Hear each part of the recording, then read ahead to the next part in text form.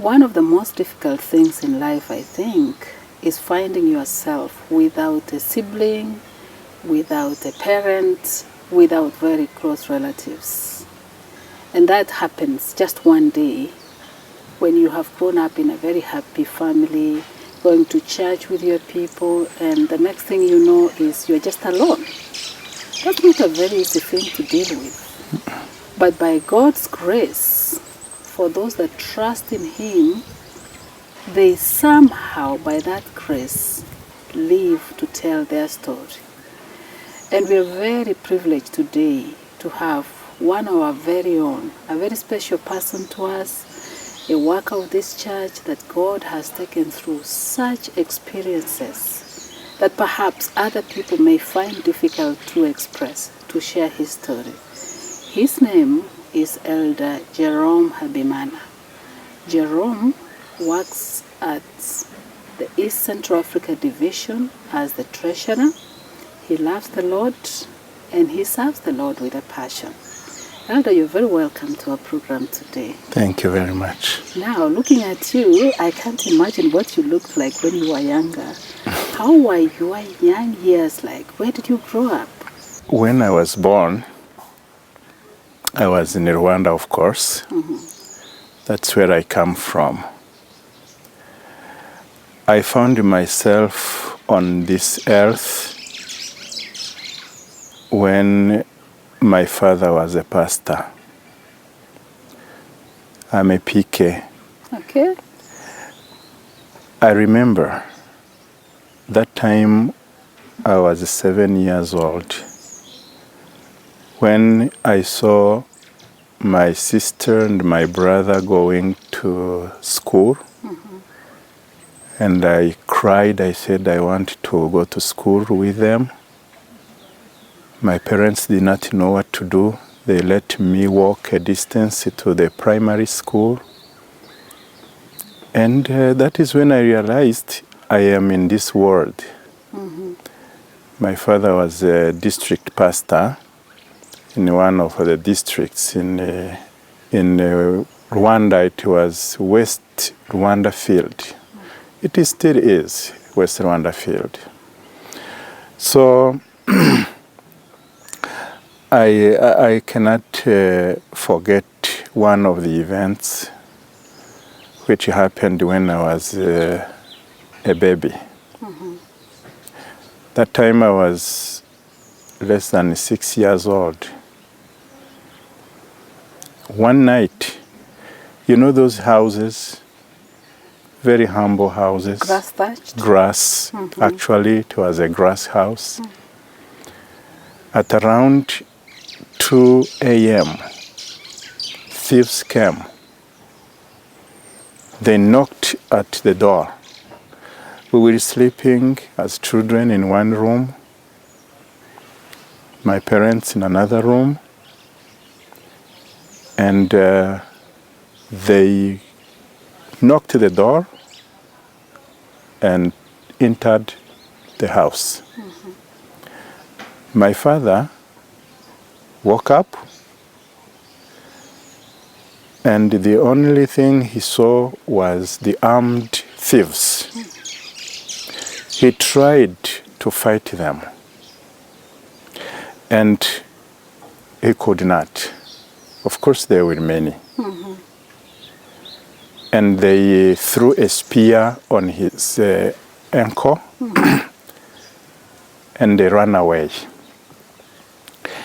But behind that small house were some others who were putting fire on the building. So as we were just making noise, the fire was also becoming very strong on our house. And we were, of course, rushing out. It did not take time. The house was completely burned. We had some church members who came to our rescue that night. And that night we slept I remember we slept in the church, and we kept sleeping in the church for some time until another house was built. Fortunately, they were not very strong or hard, buildings. They could build, houses in less than 1 week. And then You went back home. it went back. Yeah. So why am I saying this? These were not regular thieves. This was the time of independence in Rwanda. This was the time when politicians were talking to innocent or poor villagers and influencing them to burn houses and kill people because of the tribal issues. Catherine, when I was born, maybe let me mention that for people who don't know, in Rwanda, we were 3 ethnic groups. The majority Hutus, then Tutsis. They said at that time the Hutus, according to the statistics, they said they were 85%. Okay. Tutsis 14%. And then Twa. They are like pygmies, but really the group is Twa, which means, people who were living hunting animals. Hutus were mainly specialized in agriculture, and then Tutsis in keeping cows. And before that independence, let me also mention this one.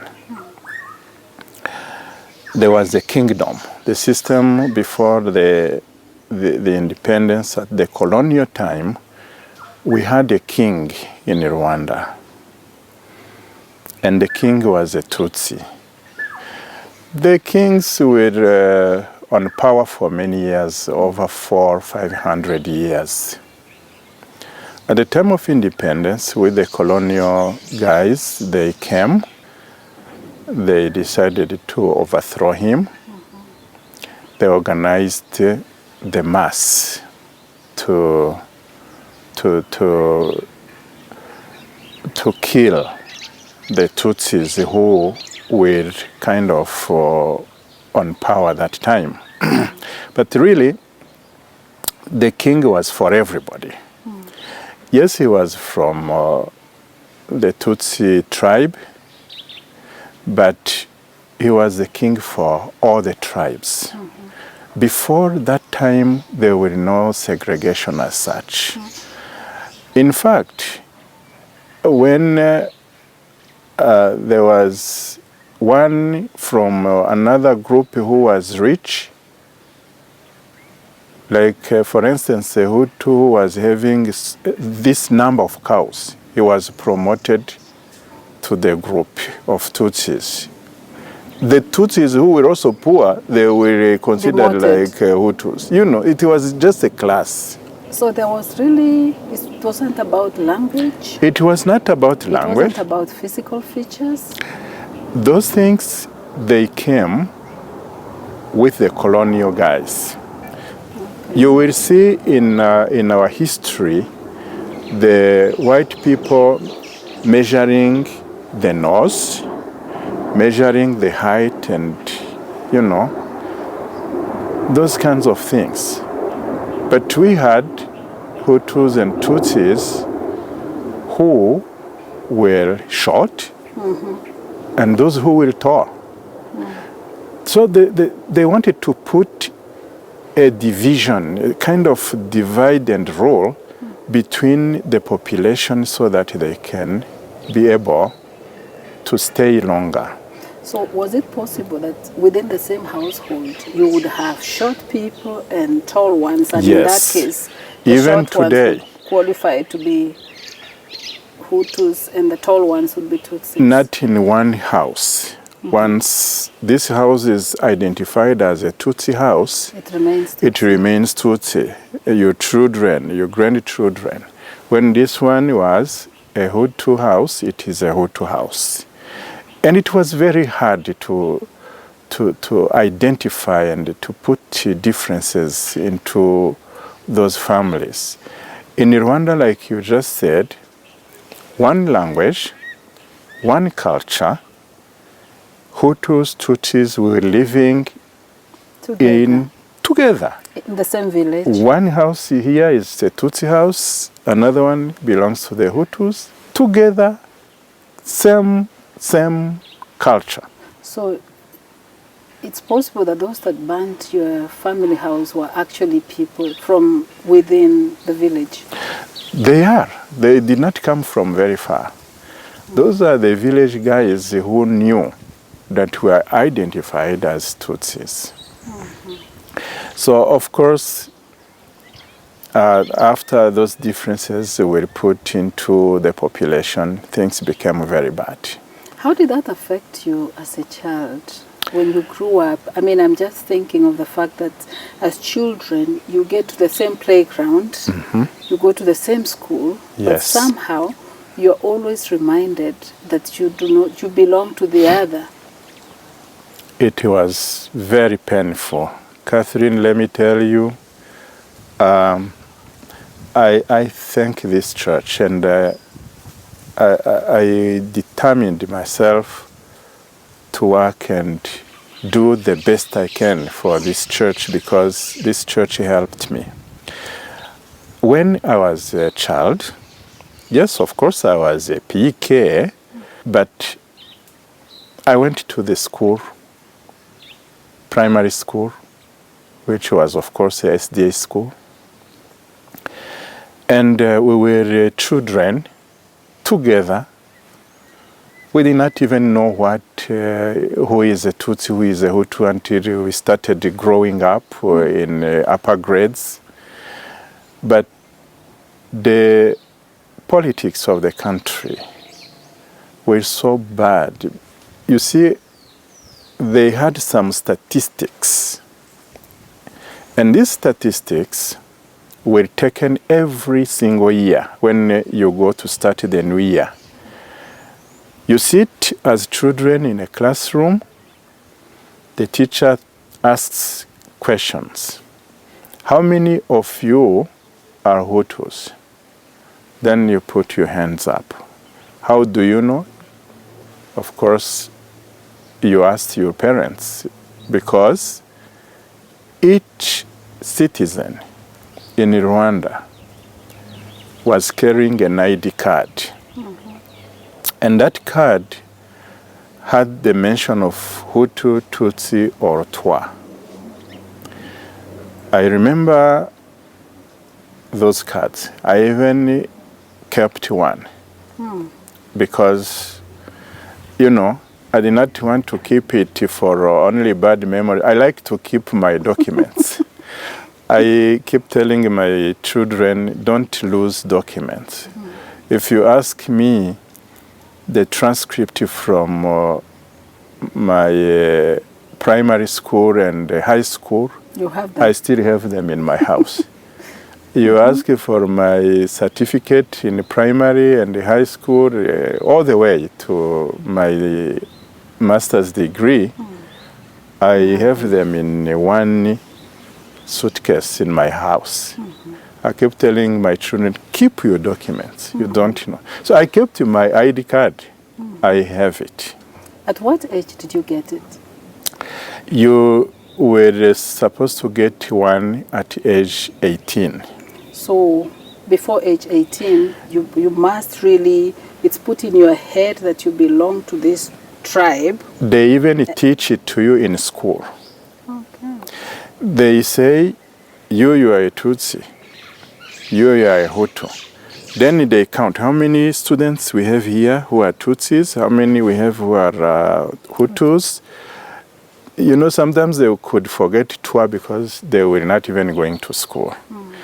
But for us, we were, of course, minority, and they were writing H for Hutu, T for Tutsi in front of your name in the registry of the students, each class. That one affected us because that time, and those things started after independence. And let me mention this. The independence came with a serious bloodshed because the Tutsis were killed, their houses were burnt, and we had so many refugees going outside Rwanda. That was the first time refugees went from Rwanda to neighboring countries in Congo, in Burundi, in Uganda, and Tanzania, mainly those countries. Those who came to Kenya, there are not many. Some could move from those 4 countries into Kenya, but those were the neighboring countries. And that's where many people And were these the went. Tutsis that... The Tutsis, because they were being killed by the Hutus. Why? They had a land, they were on power. It is like any kind of a coup d'etat. They were told also to kill the Tutsis so that they can take their cows, their gardens, their land, all their belongings. And they did. Many Tutsis were killed that time. Those who were not killed, they were beaten and jailed. So many of the Tutsis went outside, mainly in Uganda, Congo, that time, and Burundi. Some also went into Tanzania, depending on which side of the country you were staying. You could cross and flee the massacres, which were very, very terrible. Many people died at that time. So how did your family survive? My family, we live in West Rwanda. The western part of Rwanda is close to Congo. We had many of our relatives who went to Congo. They crossed through Lake Kivu. My family, my father and my mother, could not go to those countries because my father was captured and he was jailed.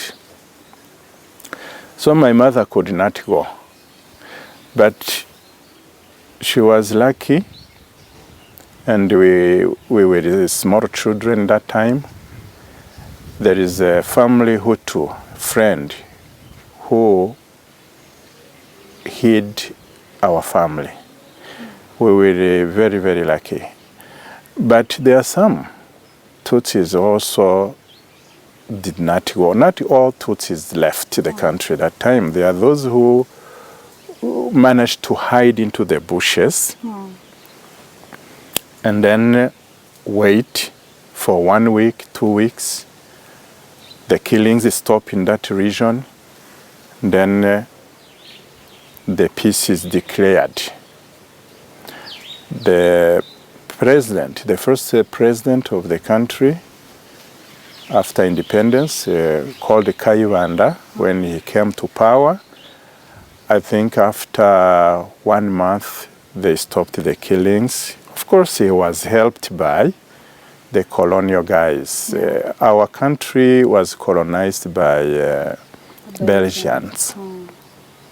So the Belgians were really ruling the country. Yes, he was the president, but he could not do anything without their approval. They stopped the killings, but you could see people being killed in one section of the country, another place is peaceful, depending on the leadership which was there. But those who were harassed or killed, it was like normal.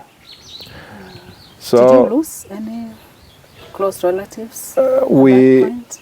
Yes, we did. We lost some relatives. I was, of course, a baby, but I was told there are relatives who were killed. But most of my relatives, like my grandfather, my grandma, and some of the children, they managed to cross the lake.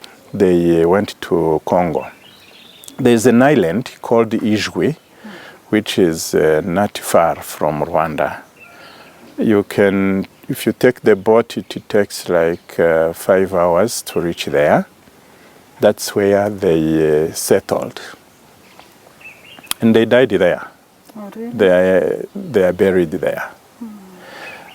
So those who were still young, they managed to come back. I remember 2 of my father's sisters came back. They got married in Rwanda, and they lived there. I can remember when they came back, I was young, but it is still in my brain. So we went to school. Let me go back to the school issue. Yeah. We were studying together, playing together, enjoying life with our age mates, and studying very well. But something which was very, very bad. At the end of elementary school, we were doing the exam, of course, the national exam, Yeah. so that they can select those who are to go to high school, like any other country. But because we needed to mention our ethnic group, and because the government was really segregating the Tutsis, you could repeat grade 6. It was 6 years primary and 6 years high school, secondary. You could repeat primary school in the 6th grade for 4, 5, 6 times without passing that test. Your fellow Hutus who are not even brilliant like you are could go to high school. Sometimes they could finish high school and come and find you in primary school. That time there was no age limit. Even old people could go to school until, of course, they limited that one.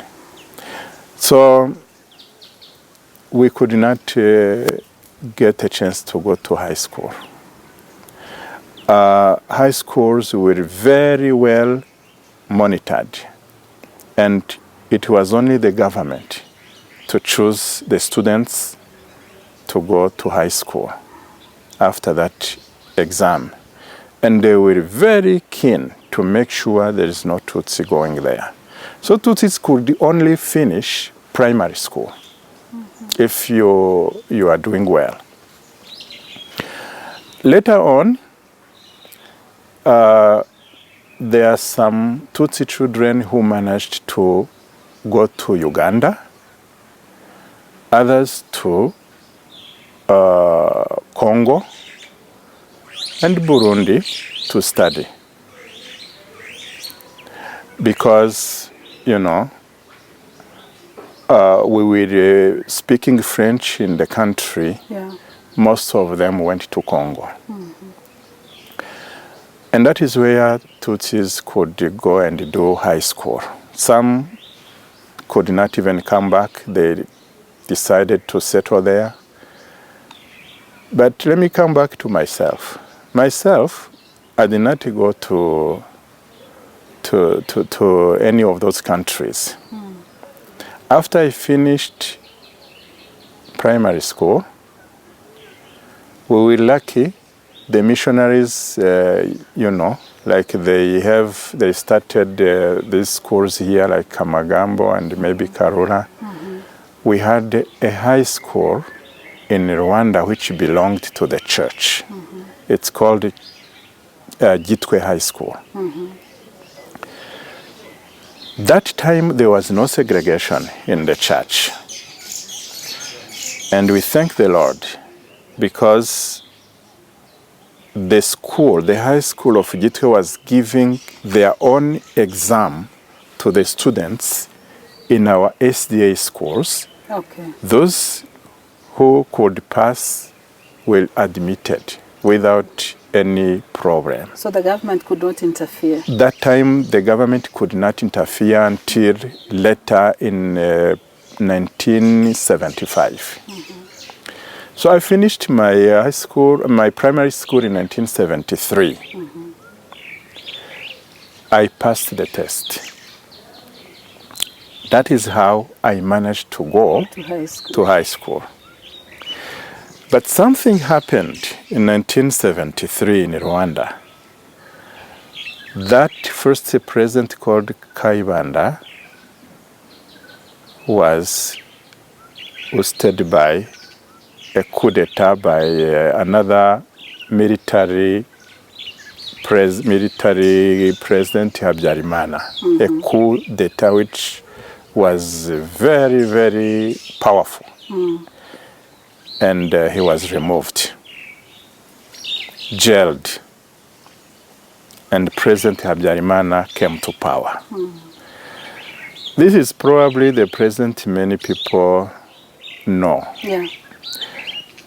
And President Habimana took power July 5th, 1973.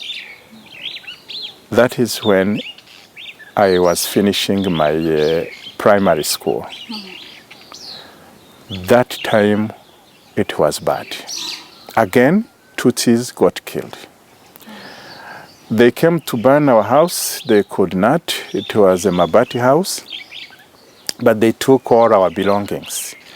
My father, my mother, they were sleeping in the bushes. As we were small, again, there was a Hutu friend who was a neighbor who hid us and we were sleeping at night. Daytime, we were going to the bushes.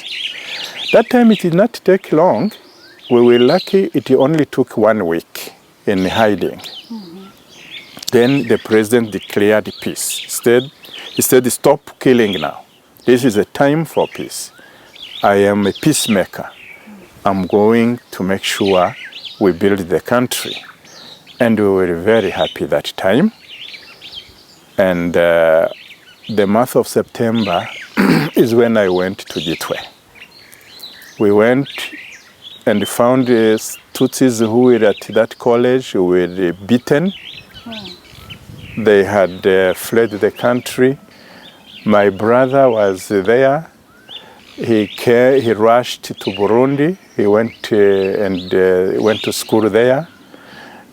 You know, it was bad, but fortunately when we went to start high school, it had stopped. That is how I managed to go to high school. I did my high school 6 years in Gitwe.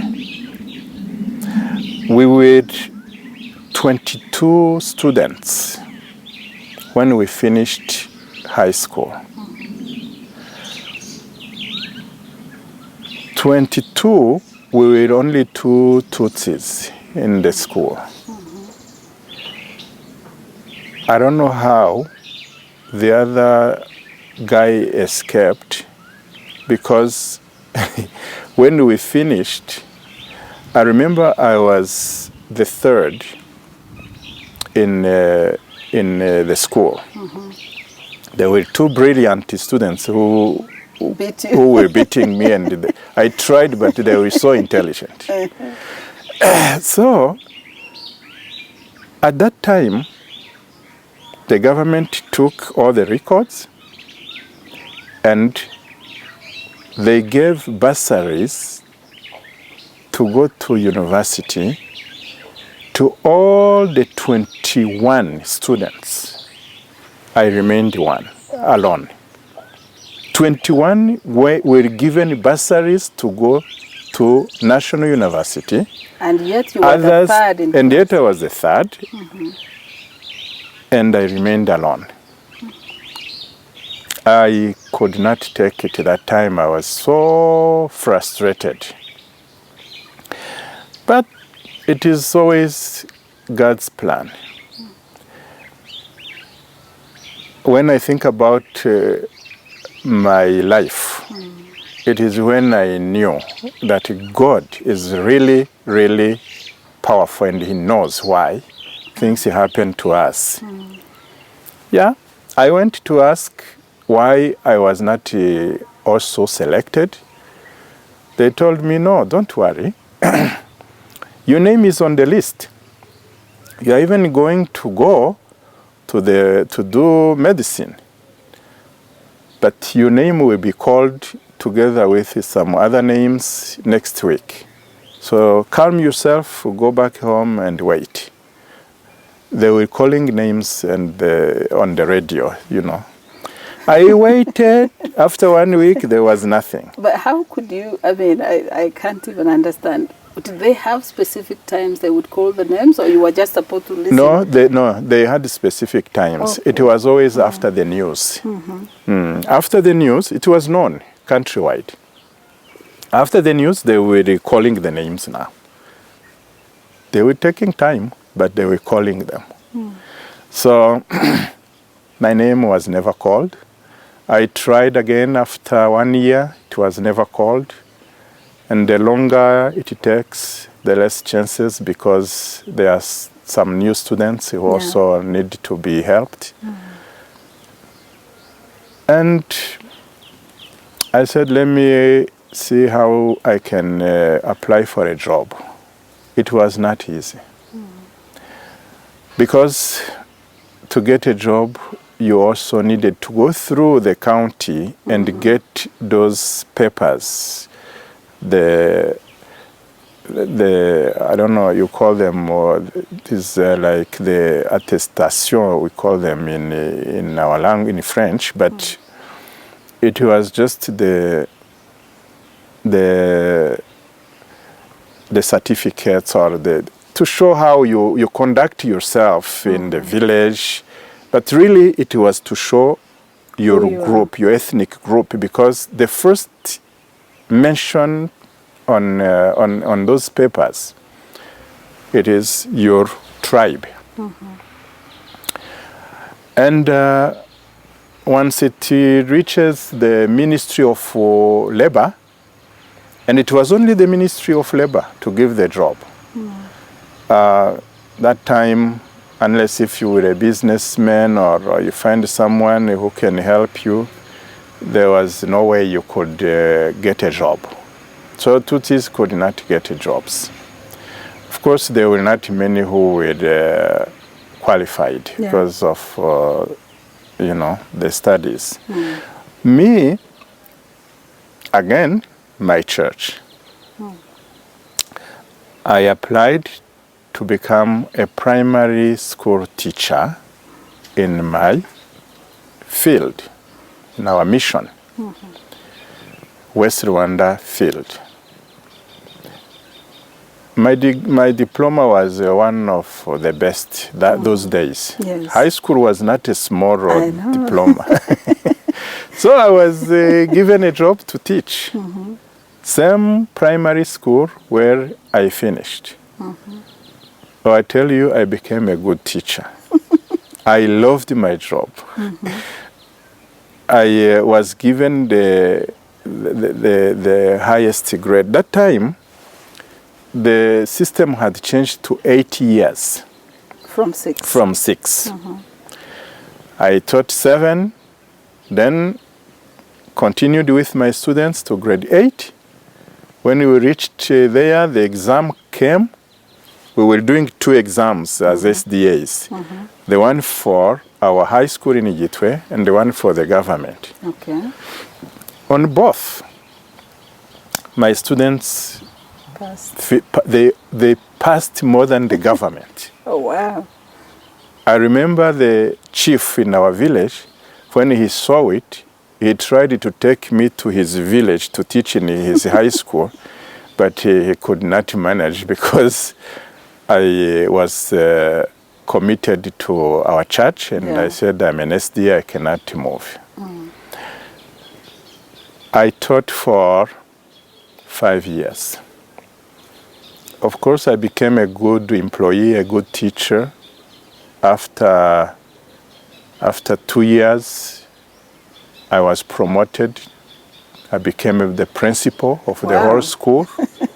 I was a big man at that time. But you became an employer. But I was also teaching. It was not just a title. I was teaching at the same time as a principal. Those days, the teachers of our church were even responsible for a church. We were responsible for the church members. We were actually like the pastors, teachers, you know, doing many things, but enjoying it. I had a good time. And after 5 years, I had kind of given up to go to the university. Another miracle happened. I remember Baraton here in Kenya started in 1979. 5 years later, our division decided to start a university in Rwanda. Rwanda was chosen from all the French-speaking countries because that university was for all the SDAs from the French-speaking countries, Congo, all the West African countries, including even the islands like Mauritius, Madagascar. We had so many nationalities. All those speaking countries, the students came to Rwanda, and I was admitted there. I was admitted into the faculty of business. I wanted to do theology. And I asked the church to pay for me. They refused. They said, we don't have money. You can go on your own. When we will find money, maybe we will help you. There was also a maybe. Our pastors had become now politicians. Okay. Our college, our fields, the problems of ethnicity had already started. And it was bad. And that is why they refused to pay for me. When I saw it, I said, look, if I go and do theology, there is no guarantee I will be given a job. Yeah. And if I'm not given a job, what am I going to do? I will just, sit down, and I will not even be able to apply somewhere, because it will be just for the church. So my family and my friends advised me to do business, because with business, maybe you will be able to become an accountant of a businessman. Yeah. There were more chances. That's how I went to business. But your interest was in theology. I wanted to do theology, but I ended up going to business because of those issues of being segregated even in the church. So I went and finished. It's a long story, but I had a good time with many people from different nationalities. We studied in Adventist University of Central Africa, which is still existing today. And I was one of the first students, pioneers of the university. We could even study under the tree because there were no buildings. But we had a good time and we studied and we did very well. A miracle happened. The whole country was appreciating our school. Students who finished there, they got the best jobs in the country. Now how about me? When I finished, the division which was in Ivory Coast told all the leaders of the unions, the local unions, in the countries where the people, students were coming from, to hire all the graduates. Give them jobs. We have trained them to work for the church. We're not training these guys to go and work for the government. So please hire everybody.